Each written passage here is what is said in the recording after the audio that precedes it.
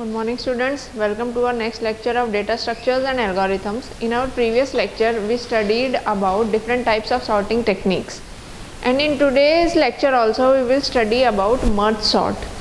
So what is the meaning of merge sort? As from the name we can easily understand merge. Merge means to combine two or more things together. That means merging. Merging means combining two or more things together into a single unit.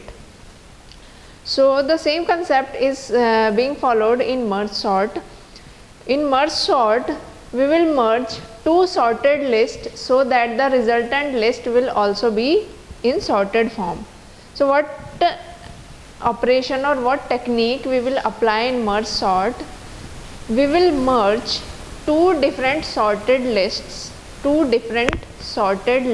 or arrays, and after combining them both the sorted list we will get a resultant list, that is the third list, which will contain both the elements of list 1 and list 2, but they will also be in sorted form.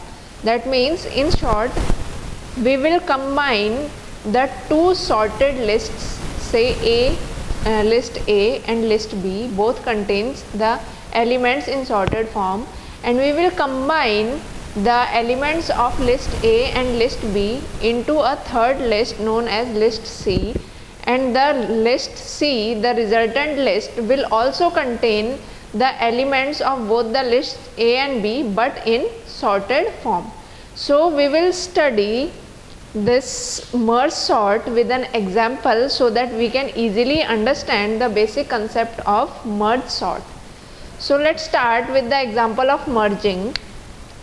In merge sort we are having, in this example we are having two lists or two arrays. First one is array A, and second one is array B. So in first list, or we can say that in first array we are having 5 elements, and all the elements are in sorted form. Sorted form means in elements arranged in a proper sequence, either in increasing form or in decreasing form. So in list first, that is in array A, we are having 5 elements, and all these 5 elements are sorted in increasing order. That means first element is the smallest element and the last element of array A is the largest element. And we are also having a second array, the array B, which contains 3 elements, 3, 20 and 25. This second array B also contains the elements in sorted form.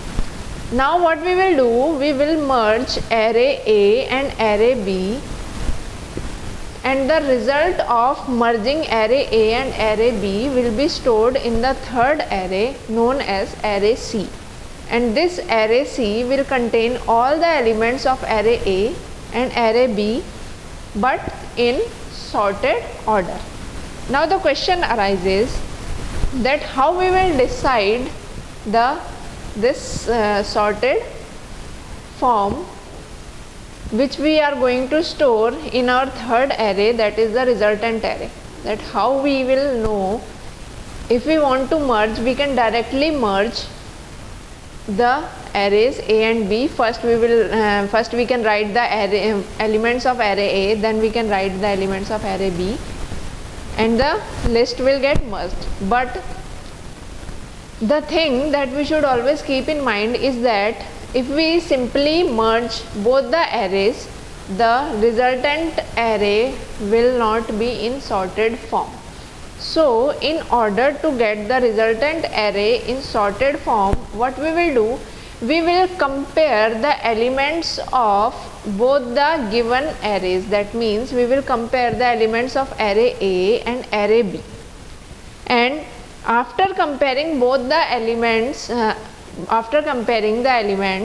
from both the arrays, we will insert the elements according to the lower than and greater than, according to their increasing order in the third array, that is the resultant array.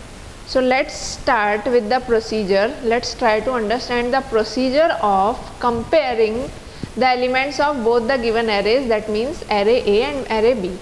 So the procedure is, we take one element of each array. What we will do for inserting the elements of the merging of array A and B into the resultant array C, what we will do, we will take one element of each array. That means first element, we will firstly take the first element of array A and the first element of array B. Compare them and take the smaller one in third array. We will take one element from both the given arrays, that means from array A and array B, and compare them. After comparing them, the smaller array which we get will be inserted in our third array, that is array C, the resultant array.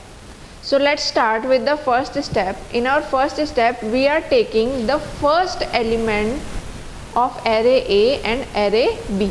So the first element of array A is 5 and first element of array B is 3.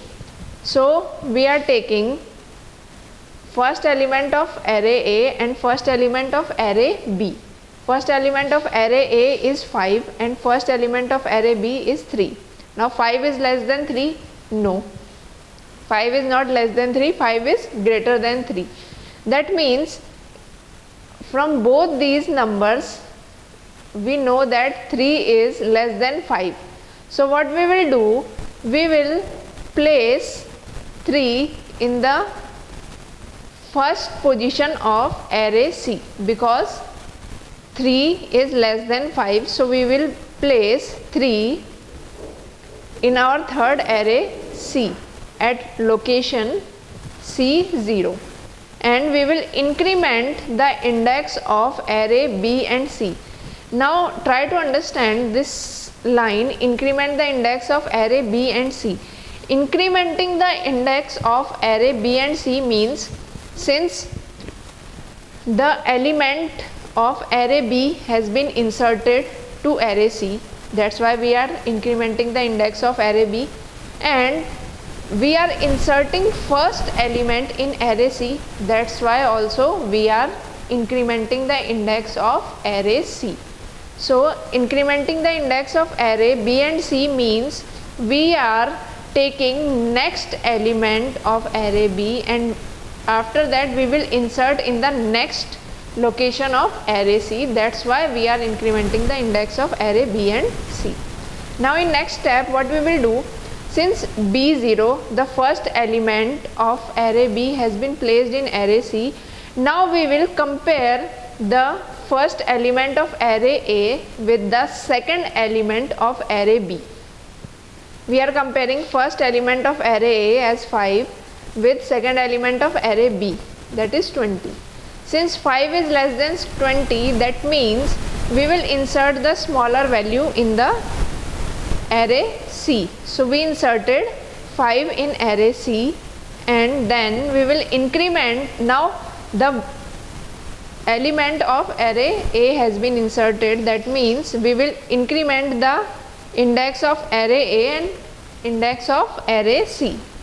Similarly, now in third step we will compare the second element of array A, that is 18, with the second element of array B. That means we are comparing 18 with 20. Since 18 is less than 20, that means the smaller value will be inserted in array C. So 18 will be inserted after 5 in array C, and the element of array A has been inserted in array C. So index value of array A and array C will be incremented. Now in fourth step we will compare the third element of array A, that is 22, with second element of array B, that is 20. So third element of array A is 22 and second element of array B is 20. That means 20 is less than 22. So we will insert 20 in our resultant array, that is array C, and we will increment the index value of array B and array C. In fifth step, we will compare the next element, that means compare the next element of array A, that is 22, with next element of array B, that is 25. So 22 is less than 25, yes, that means the smaller value will be inserted in array C, that is 22 will be inserted in array C, and the value of array A and array C will be incremented. Array A and array C will be incremented. In next step, we will compare the next element of array A, that is 30, with the last element of array B, that is 25. Since 25 is less than 30, so we are inserting 25 in our resultant array C, and in this way the index value of array B and array C will be incremented. Now we have completely inserted all the elements of array B. Only two elements of array A are remaining, 30 and 39. So no further elements of array B are remaining, so that we can compare them with array A.